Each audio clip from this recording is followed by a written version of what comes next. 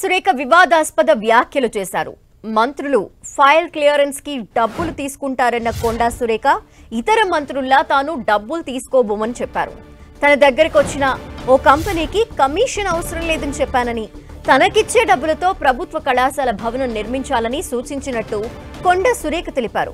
ప్రభుత్వం తరపున నిర్మిస్తే క్వాలిటీతో పాటు నిర్మాణం ఆలస్యం అవుతుందన్నారు మంత్రి కొండా సురేఖ.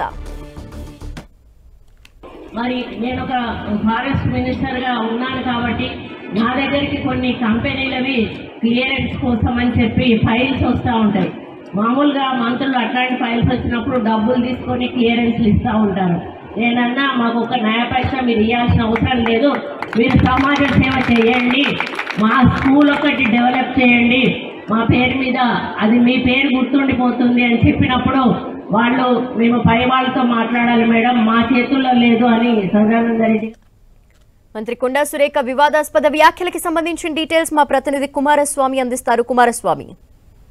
ఎస్ ధనలక్ష్మి, వరంగల్ నగరంలో ఉన్నటువంటి వరంగల్ తూర్పు నియోజకవర్గంలో జరిగిన పర్యటనలో మంత్రి కొండా సురేఖ మరొకసారి వివాదాస్పద వ్యాఖ్యలు చేశారు.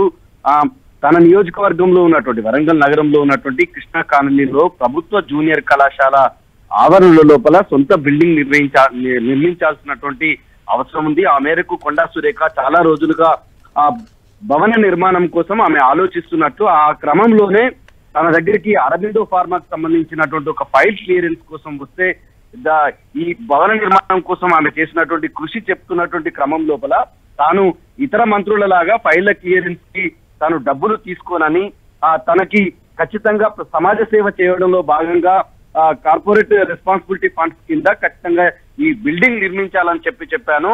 అయితే మంత్రులంతా కూడా మంత్రుల దగ్గరికి సహజంగానే ఫైల్స్ క్లియరెన్స్ కోసం వస్తాయి. ఆ క్రమం లోపల మంత్రులు డబ్బులు తీసుకోవడం సహజం, కానీ తాను మాత్రం ఈ ఆపర్చునిటీని కళాశాల నిర్మాణం కోసం ఉపయోగించారని చెప్పారు. అయితే ఎప్పుడో 65 సంవత్సరాల క్రితం కృష్ణా కాలనీలో ఈ కళాశాల ఏర్పాటు చేశారు. అది సిటీకి దగ్గరగా ఉండడము, సిటీలోనే ఉండడము, దీనికి సంబంధించినటువంటి నిర్మాణాన్ని ఎలా చేయాలో కూడా అర్థం కానటువంటి సిచ్యువేషన్ లో ఈ ఆపర్చునిటీ దొరికింది అని చెప్పి ఆమె చెప్పడం చేసింది. అదే విధంగా అంటే భవన నిర్మాణంలో కూడా ఖచ్చితంగా ప్రభుత్వానికి సంబంధించినటువంటి డిపార్ట్మెంట్ కి ఇవ్వద్దు, అరబిందో ఫార్మాకు సంబంధించినటువంటి కంపెనీని మాత్రం నిర్వహిస్తేనే క్వాలిటీ ఉంటుంది, కన్స్ట్రక్షన్ త్వరగా కంప్లీట్ అవుతుంది అనేటువంటి ఒక కీలకమైనటువంటి కామెంట్ కూడా. ఈ రెండు కామెంట్స్ అనేటువంటి ఇప్పుడు మొత్తంగా కూడా ఉమ్మడి వరంగల్ జిల్లాలో హాట్ టాపిక్ గా మారాయి.